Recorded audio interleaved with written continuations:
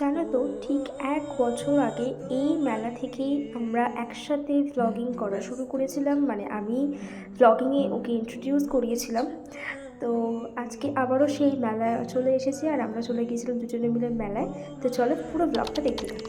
So hi everyone, আমি রিয়া চলে এসেছি আজ একটা দারুণ ভ্লগ নিয়ে। তো এই যে আমি রেডি হয়ে গেছি আর গেট রেডি এটা আশা করছি তোমরা দেখেই নিয়েছো।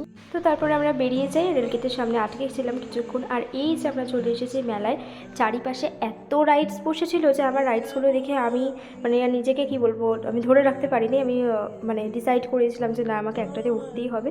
আর ও জানো তো কখনো রাইডস টাইডস চড়ে না, ওকে জোর করে মানে লিটারেলি জোর করে অনেকবার বলার পরে ফাইনালি আমরা এই রাইডসটাই উঠেছি। হ্যাঁ, এই রাইডসটাই উঠেছি। তো আমি তো প্রচণ্ড এক্সাইটেড ছিলাম আর ও মানে কি বলবো, এক প্রকার আমার কথাতে রাজি হয়েছে। তারপরে আমরা টিকিটটা এখানে কেটে নিই আমরা ওয়েট করছিলাম। মানে বুঝতেই পারছো আমার এক্সাইটমেন্টটা, আমি কতটা খুশি হয়ে গিয়েছিলাম যে ফাইনালি ও রাজি হয়েছে।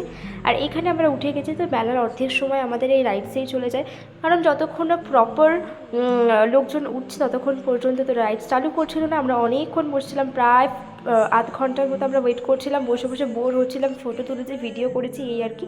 তো ও ডিসাইড করলো যে পুরো রাইডসটা জুড়ে ও ভিডিওই করবে। আমি তো একদম ভিডিও করতে পারিনি, আমি উঠতে ভীষণ এক্সাইটেড থাকি ঠিকই, কিন্তু আমি প্রচণ্ড ভয়ও পাই। আর ও তো মানে খুবই সাহস হয়ে, দেখো প্রত্যেকটা ভিডিও, এই যে ভিডিওটা দেখছো সেটা ওই করেছে ফোন নিয়ে। আর আমি লিটারালি মানে এমনই রাইডসের সিটটা ছিল না, আমার পুরো প্রেশারটা ওর ওপর পড়ছিল, একদম এক সাইডে হেলেছিল। তো যাই হোক, তারপর রাইডসটা আমরা দুজনে মিলে প্রচণ্ড এনজয় করি। প্রথম 1 মিনিট ভয় লাগলেও তারপরে অ্যাডজাস্ট হয়ে গেছিলো, কোনো অসুবিধা হয়নি। বাট রাইডসটা চড়ে কিন্তু বেশ মজা হয়েছে।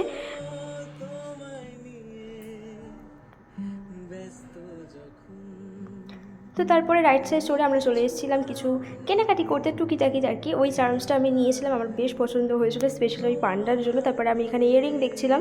তো সেরকম কোনো কালেকশন আমার খুব একটা পছন্দ হয়নি, বাট তবুও আমি দুটো ইয়ারিং ওখান থেকে পারচেস করি। আর এইখানে দেখো কি সুন্দর পিঠে বানানোর খোলাগুলো বিক্রি হচ্ছিলো। মানে এটা দিয়ে খুব ইজিলি তোমরা পিঠে তৈরি করতে পারবে বা মোমো তৈরি করতে পারবে। তো এটাও আমার খুব ভালো লাগছিলো, আর উনি ওখানে ট্রায়াল দিয়ে দেখাচ্ছিলেন। তারপরে আমরা চলে আসি সেকেন্ড একটা মাঠে, যে মাঠে ওটার থেকেও বড় মেলা বসেছিলো। তো এখানে জামা কাপড় থেকে শুরু করে সমস্ত কিছু পাওয়া যাচ্ছিলো। তোমরা আগের বছরের এই ব্লগে আই থিঙ্ক দেখেছো, যদি না দেখে থাকো অবশ্যই চেক করে নিতে পারো।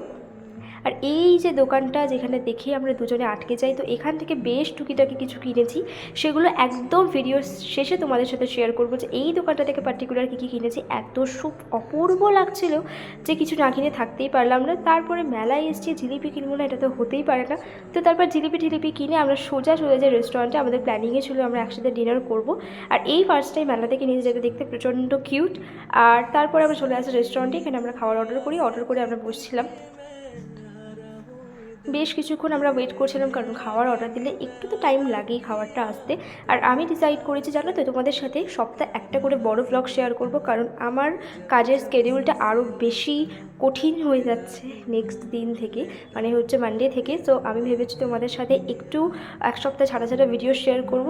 আর একদমই ইরেগুলার হয়ে যাব না, ডেফিনেটলি একদিন সপ্তাহে একটা দিন এভাবেই তোমাদের সাথে ভিডিও শেয়ার করব। আর এখানে আমরা মেনু কার্ডটা আমি শেয়ার করে দিলাম, তুমি চাইলে তোমরা পজ করে দেখে নিতে পারো। তো ফার্স্ট আমাদের স্টার্টার্সে ছিল চিকেন মোমোজ। আর এই রেস্টুরেন্টের মোমোটা নিয়ে আমি আগেও বলেছিলাম একটা ভিডিওতে, আমাদের এত পছন্দের যে আমরা যাই খাই না কেন আমরা মোমো তো নেবই।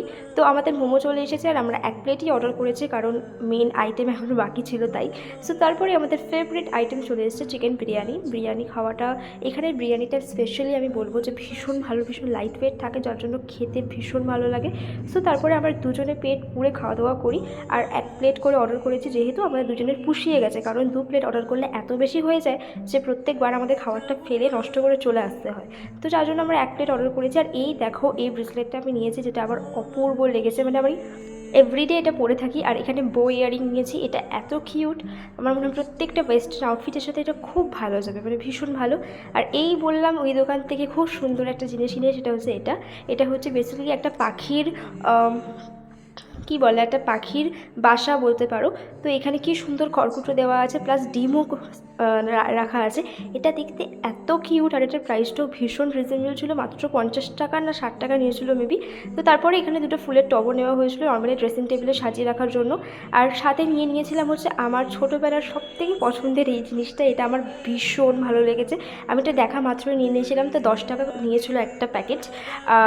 এটা আমার ভীষণ ভালো লাগে। তো আজকের এই ছোট্ট ব্লগটা কেমন লাগলো অবশ্যই জানিও। দেখা হচ্ছে পরের ব্লগে। টাটা।